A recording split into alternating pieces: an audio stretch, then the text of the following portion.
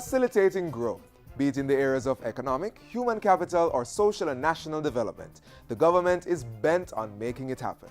So coming up, a progress review of the 380 megawatt new baseload generation capacity and the 78 megawatt renewable projects.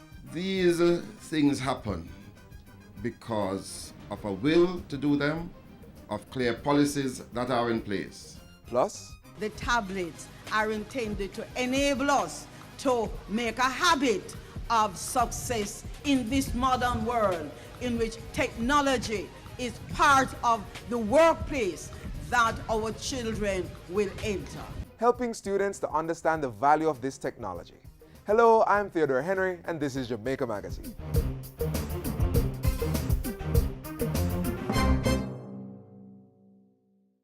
Parents, make sure the children get immunized.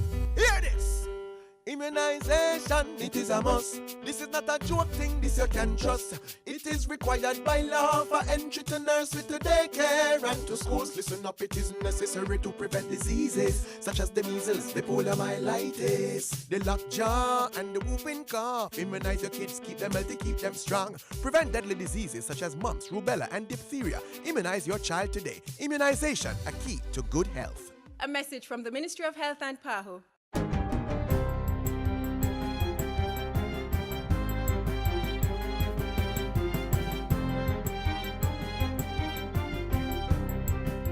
Good day, I'm Stacey Ann Smith, and this is your GIS News for Thursday, March 12.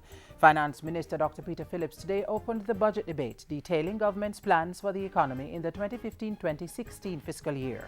But prior to his presentation to Parliament, Dr. Phillips outlined some key projections during his address at the Jamaica Investment Forum in Montego Bay.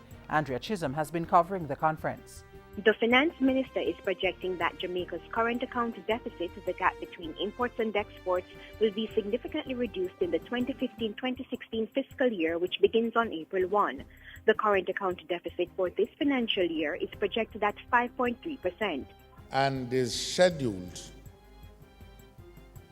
at the end of the next fiscal year to be of the order of a little bit more than 2% of GDP, which gives us at least the ability to imagine realistically the prospect of a surplus on the current account. For the debt to GDP ratio, it should end this fiscal year at 139%, and for 2015-2016, debt to GDP is projected at 130%. Inflation, meanwhile, is expected to be about 5% or lower at the end of this fiscal year, the lowest in over 40 years. And in going forward, government will be focusing on public sector reform and other initiatives. We intend to maintain our fiscal consolidation regime, to coordinate our growth inducement policies across the government in order to get increased investment from the private sector. Reporting from the Montego Bay Convention Center, I am Andrea Chisholm for GIS News. The Education Ministry says all is in place for this year's Grade 6 Achievement Test, GSAT. 38,407 students will take the test at 1,112 centers across the island on Thursday, March 19 and Friday, March 20. All timetables have already been dispatched to the students, and we are satisfied that the timetables represent the correct information for each student.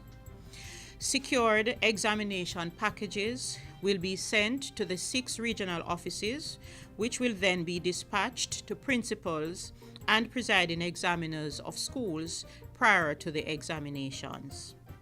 Every precaution has been made and will continue to be made to preserve the integrity of the examination. The Chief Education Officer was speaking at a GIS think tank on Wednesday. She revealed that special accommodations had been made for the over 200 students with special needs who will be sitting the test this year.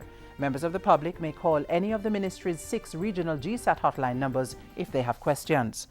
In the meantime, residents of Northwest Clarendon now have access to improved roadways, upgraded under the Jamaica Emergency Employment Program, JEEP. Transport and Works State Minister Richard Azan recently opened the Gravel Lane and Wishbish corridors, which were done at a cost of over $13 million. He said they were among 40 projects being completed across the island this fiscal year in partnership with the Ministry of Local Government and the parish councils. For the 3 years, JEEP were able to do over 1,000 road projects. And I believe that the next financial year, that is when we're going to rev up the JEEP more. And we are going to do more roads. The improved roadways in Northwest Clarendon give residents easier access in and out of their communities and for transporting agricultural produce. The State Minister said they also acted as a catalyst for development. One of the things that I'm very proud of today, when you travel on this stretch of road to even the bottom, the type of development was taking place you would never believe before. People are building and building more. Mr. Azan, who was speaking at the Peckham New Testament Church of God, called on the beneficiaries to ensure the roads were protected from activities that could destroy them. And finally, an extensive personal collection of former Prime Minister Edward Seaga, spanning 5 decades of Jamaica's development, is now available to researchers and the public. The collection was officially handed over to the University of the West Indies Library during a ceremony attended by the Prime Minister, Leader of the Opposition, and the hierarchy of the university on March 9. The collection includes artifacts, correspondence, articles, books, and other significant publications related to his work and the development of the Jamaican society from 1959 to 2005. The launch of this collection will certainly help to bridge some gaps in Jamaica's history that will enable us to formulate a greater future. It provides an opportunity for young and inquisitive minds to expand their intellectual knowledge base while acting as a bridge between the past and future generations. The collection will become part of the Mona Campus Caribbean Leaders Collection. Researchers will be able to easily access any item in the collection via the UWI library. And that's it for JIS News Today. I'm Stacey Ann Smith. Thank you for watching.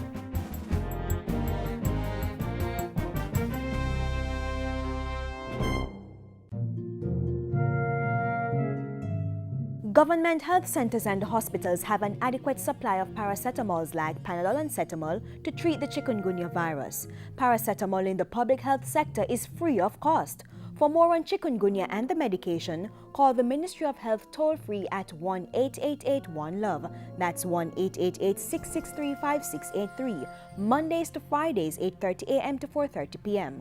A message from the Ministry of Health. Undistracted, the government is pressing ahead with plans to achieve lower electricity costs for consumers while it diversifies the country's energy source. In doing this, it is creating more jobs and stimulating economic activities. Let's take a closer look at some of these activities which took place within the Ministry of Science, Technology, Energy and Mining last month. The ministry has a theme this year: action, implementation. And this is the first of a series of things that we'll be doing.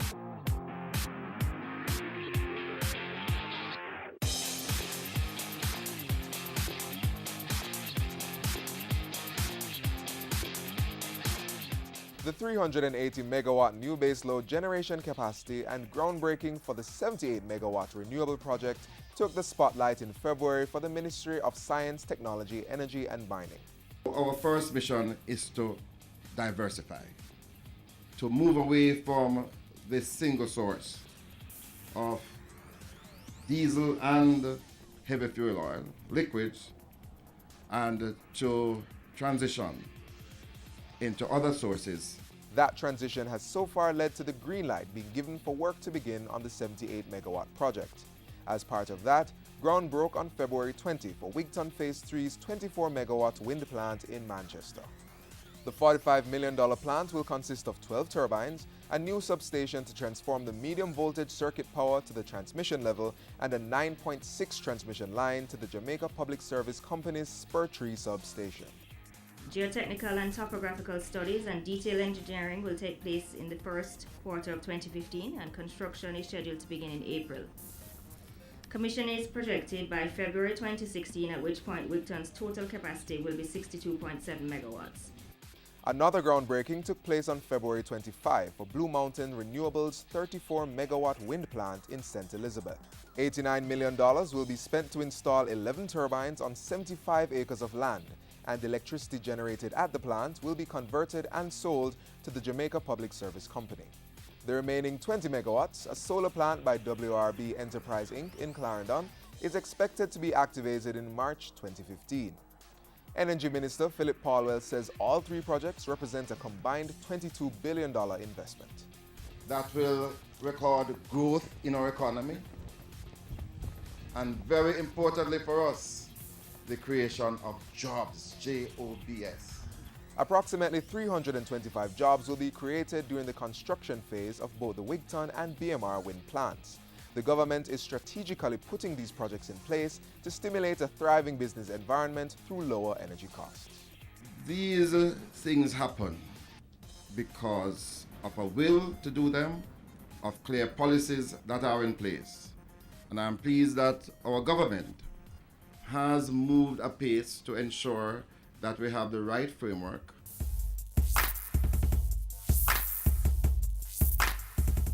Update came earlier in the month on February 3 for the 380 megawatt new baseload generation capacity. 330 megawatts have been approved by Cabinet. That means the Jamaica Public Service Company will go ahead and construct a 190 megawatt gas cogeneration plant at Old Harbour, while Alpart is to build a 140 megawatt gas turbine cogeneration plant in St. Elizabeth. Both companies have agreed on a power tariff. JPS for not more than 12.89 US cents per kilowatt hour, and Alpart for not more than 12.99 US cents per kilowatt hour. The target, a significant reduction in the cost of electricity. Still aiming on that benchmark 30% reduction, and we're expecting that instead of the 40 cents, US 40 cents that it was costing, it will be more down in the range of somewhere between 26 to 27 cents. That's what we are expecting, and these prices will achieve that. The Electricity Sector Enterprise Team, ESET, Chairman Dr. Vincent Lawrence, advised that work would commence during 2015. The remaining 50 megawatts of energy from Jamalco is still on the books, pending further negotiations with the plant's new owner. Alongside this, $15 million is being spent to convert the Jamaica Public Service Company's Bogue plant feedstock from automotive diesel oil to gas. Bogue currently uses very expensive automotive diesel oil. That's what goes to the burners to drive the engines. When we did the analysis on the cost of the heavy fuel as against the cost of gas, it was a low-hanging fruit to immediately bring some benefits to the consumer. Because the conversion from fuel oil to gas made it very, very important and useful to lower the cost to the consumer. Conversion is to be completed by the end of 2015. The drive to reduce electricity is to facilitate increased production, create jobs, and set the platform where consumers and the government will benefit from savings. Still on energy developments in February, Minister Paulwell advised that no decision had been arrived at with respect to the divestment of government's shares in the state oil refinery, Petrojam. He said if and when an offer was received, the process would be subject to the oversight of the Contractor General and the government's Contracts Committee, consistent with the divestment of public assets. In the area of technology, residents of Green Pond in St. James are benefiting from a fully equipped internet cafe and information and communications technology center established by the government at a cost of $4.7 million. The facility is located at the Farm Primary and Junior High School. It boasts 24 desktop computers, wireless internet connectivity, a projector, 2 printers, a retractable screen and server, as well as desks and chairs. The project is in keeping with government's efforts to provide more Jamaicans with access to information technology for development. Because it is through this that we are going to create better human beings, better students emerging, because now they will have access to the world of information. And it means that the opportunities are going to be there for our people. Using the same stage, the Science and Technology Minister said government would deliver on its promise of number portability by the end of May this year. Minister Powell reported that number portability was among the conditions government imposed for the Lime Flow merger. He established that Jamaica would not return to a telecommunications monopoly. I want to assure you that as the person who was involved in liberalizing, and I'm making sure that in whatever joint ventures that emerge, that there is the preservation of competition.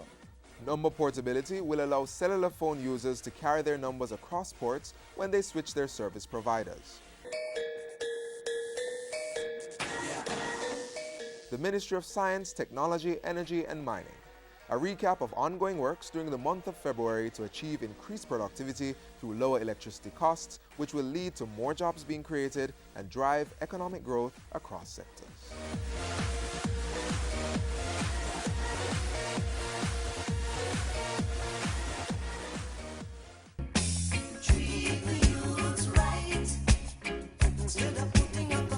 I'm Mario Mackenzie, Robin, captain of the Calabar High Track team. And me have a message for anybody who are planning to take the tablet them, or the government give the schoolers for use in class. You never hear so them break the tablet them. That mean anywhere the tablets there, the government can shut them down. Plus GPS tracker installing of them. And even if you find a way, and you go around all of that, the minute you go up on the internet, them are going to know. So here what you do. Just leave the youth them with the tablet. Give them a chance to further them education. Makes sense, done.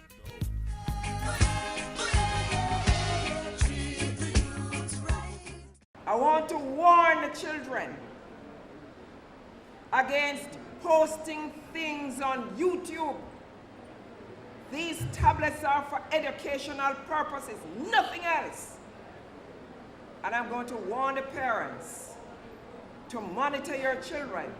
A serious warning by our Prime Minister last year to students for them not to use the government-issued tablets for the wrong reasons. You see, the Tablet in Schools pilot project is intended to advance teaching and learning techniques and facilitate a broader integration of the use of technology in schools. In other words, it is to make teaching more efficient and help students learn at a faster rate. Children were loving what they did with chalk. Now we are moving a step ahead, and it's with tablets.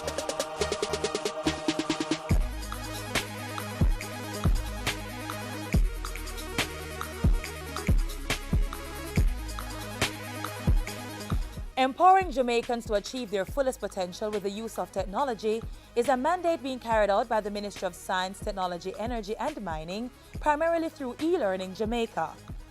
Together with the Ministry of Education, they are distributing approximately 27,000 computer tablets in 38 schools across the country under a pilot program. The aim is that with the integration of tablets in the lessons that we can improve education and improve learning in the schools.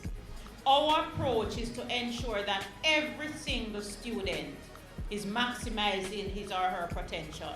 The expectation is that this will facilitate the process of human capital development by exposing students and teachers to modern technology-driven practices and giving them the skills to function.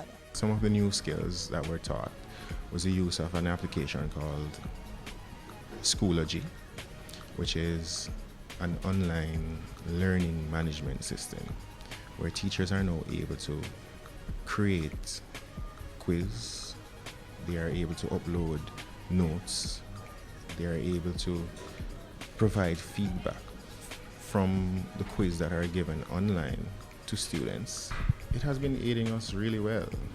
For me, I find it now easier to share, find, and collaborate with my students. Using the tablets has made information more accessible during class, so forth. So if there's a certain topic that we need to look up, we can just go on the tablet and look it up right away. Sometimes we don't have the book, we have the tablets. A teacher would put the work on the tablets. I would have it when we go home. It's not lost. It can be easily recovered, so it's much more easier. The project got off the ground in September. A review of the pilot is being undertaken to guide a full rollout starting in the 2015-2016 school year. The tablets are intended to enable us to make a habit of success in this modern world in which technology is part of the workplace that our children will enter. It's not just to help in education and for them to do better at school. It's also to help them to become innovators, to become entrepreneurs.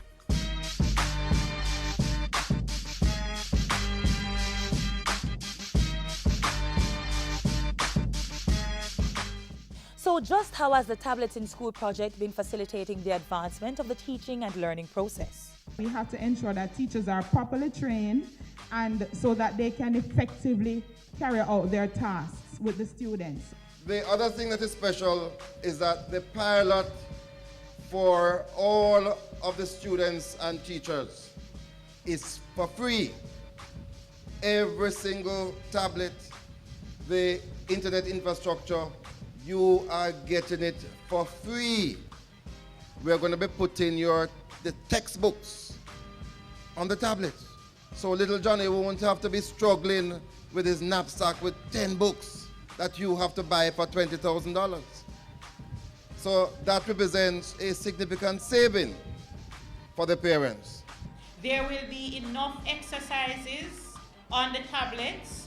There will be enough guided practice. There will be enough content on the tablets. And even of great importance is the fact that the students will be able to do their research using the tablets. $1.4 billion has been spent on the technology that is enhancing the teaching capability of teachers and the learning ability of students. The 24,000 students and 1,200 teachers that are participating in the Tablets in School project will now be increasing the tech-savvy cohort of the population. These are individuals and institutions on their way to becoming masters and leaders in a technology-driven educational environment. We have had teachers using the technology to integrate it for teaching and learning in the classrooms. We are in what we call the information age, and that is power that we never had before. That is where education is going.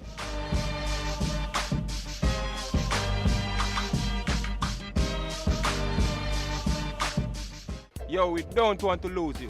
That's why we're counting on you to stay safe on the road. Drinking and driving and speeding are a recipe for death and disaster. As to using your cell phone while driving, a mad thing that. Yeah man, either thing to call, surf the net, text or visit the Facebook page while driving. Do not use your cell phone while driving. If it is really urgent that you use your cell phone, pull over at a safe location on the road. Arrive alive.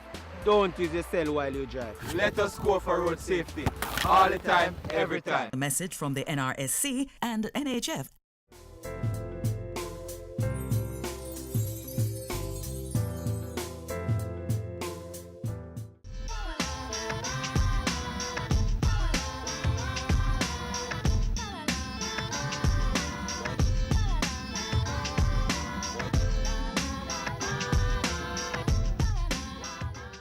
The ownership of a home or land is vital to well-being and wealth creation, and for propelling individuals and families forward socially and economically. That is why we have made housing an integral part of the record and mandate of my government. The Prime Minister was speaking at handout of letters of possession to beneficiaries of Crichton Hall Housing Development in St. Thomas on Friday. We caught up with a few of them to get their reactions. It's a feeling of finality, yet it's a beginning. So there's great anticipation, especially Crichton Hall being such a lovely place with the wonderful views that we will be experiencing. It's a pleasure this afternoon to be a landowner. I just want to reflect a bit. It's been a while.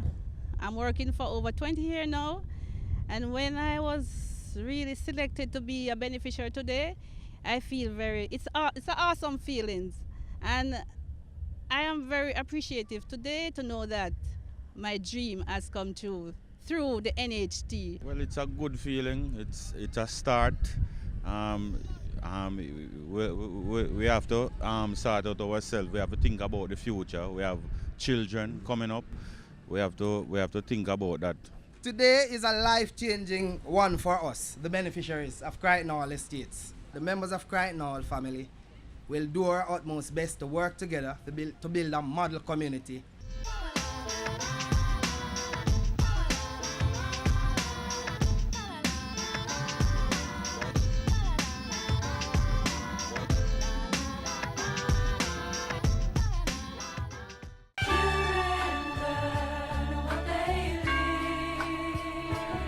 Be an active participant in your child's life. Spend time with your child. No phones, no television, no distractions, just the two of you. Get to know your child through play. Why not go to the park and get on the monkey bars? Sharing a meal can also be a time of bonding. If your child's in school, be involved in school activities. Speak with your child's teacher, follow up on their progress in school, and see how you can help. Assist them with homework. Attend parent-teacher meetings and support school fundraising events. Remember, your child's future is in your hands. Safeguard it. So glad you are a child of mine.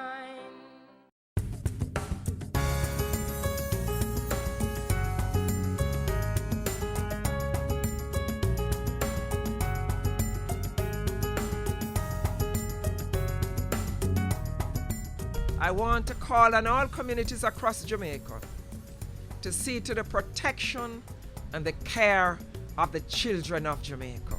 The child you abuse today can be scarred for life because of the abuse. Children are to be nurtured and cherished and brought up in a way that they can become upstanding citizens of this country. I make a special appeal on behalf of the children of Jamaica. They are our precious pearls. They are our diamonds. They are the future. We have a responsibility, and I'm begging everyone in the community in which you live, look out for the children, not to abuse them, but to nurture them and to care for them.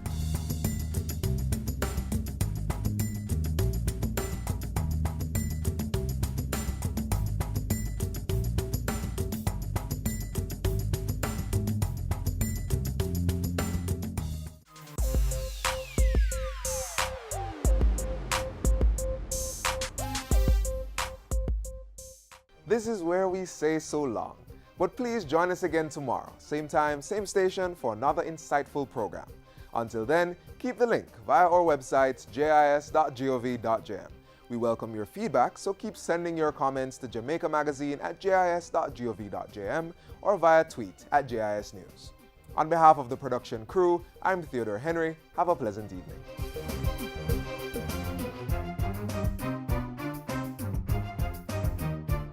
This has been a production of the Jamaica Information Service, the voice of Jamaica.